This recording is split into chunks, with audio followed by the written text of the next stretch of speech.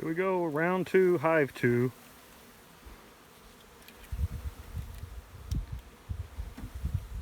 You can see the candy board back in the back of the feeder.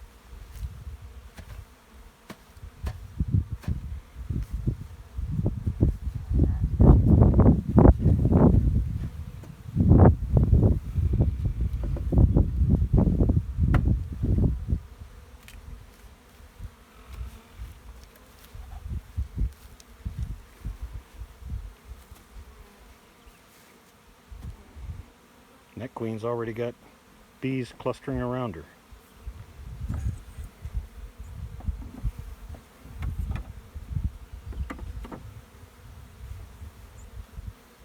But honestly, this is how it's supposed to work.